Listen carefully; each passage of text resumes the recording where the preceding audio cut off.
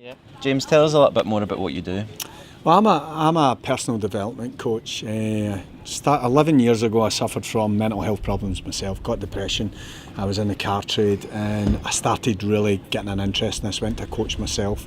And then after about 4 or 5 years of learning it, I took the plunge and started doing it full time. And since then I've been working one-on-one with people, doing workshops, doing seminars.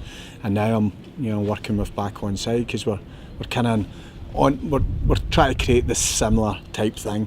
I believe that most of us are jammed up because of our beliefs towards things that have already happened, and I think a lot of that started earlier on in life, and especially the male side of things, we tend to just put things in a box. And it's getting to a stage now where, social media, everything that's going on, these box lids are opening and people don't know how to understand it. So with me working through that personally myself, my goal is to help other people do it quickly, a lot quicker than what I did it. So yeah, how do we get men opening up about mental health? It's this ongoing battle where men, as you say, we do hide it away, we're embarrassed to talk about it. There is a lot more awareness now, but there is still just this little stigma amongst men where they are this hesitant to open up about it. I think the more people that do talk about it, and see the more understand, because I think it's never a lack of effort that holds you back, it's a lack of understanding. I think going through a period of depression, lowness, is part of life, and I think we need to understand that, and I think it's the judgment of that keeps people stuck. And I think the thing that's going to heal that is the more that people understand that this is not, because when I went through it myself, I thought I was weak, and that's the thing that held me back longer, not actually having depression. It was like feeling that I was weak because I had it. And the more you understand that this is actually one of the toughest things that you can go through, and it actually changes you as a person, it changes the way you look at life.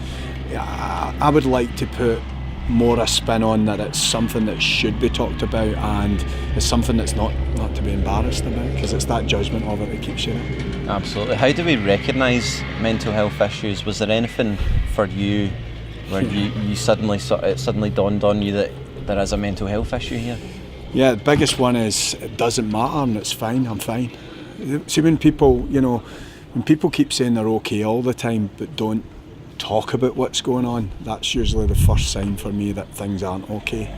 The other sign is behaviours, as in, always going out all the time and being the life and soul of the party, is another one that, you're trying too hard here, so you're suppressing something. So I think just to look out for people not being themselves. Maybe they're either, saying everything's fine and being a bit withdrawn, or being a bit erratic the other way. Because what you're hearing now is, when, especially young men, you're hearing everybody saying, oh, they were the life and soul of the party.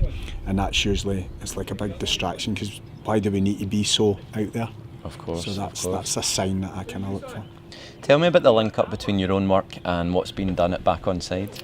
Well, Back Onside are coming from the same place as me. They want people to bring their best self out, and that's what I do. I don't believe anything in front of you can hold you back. I believe it's the way your self-talk. So your self-talk's created from everything that's happened in your past. So we're trying to work at the same thing. We're trying to get people to look at their life from a more positive, more empowering place, and then they'll have the ability to move forward. But I think it's like holding on to something. We hold on to things that long, it starts to eat away at us. We're going to teach people to understand that, talk about it, let it go, and then it's like a starting line. Where do we go from here? Fantastic. Thanks very much, James. And lastly, I was told to swap my skinny jeans for these trousers. How come you got away with it? I'm not playing golf. I'm not playing golf either. I'm a terrible golfer. Brilliant, eh? Special treatment, eh? Thanks very much, No James. problem. Appreciate Nice to it, meet you. mate. All right.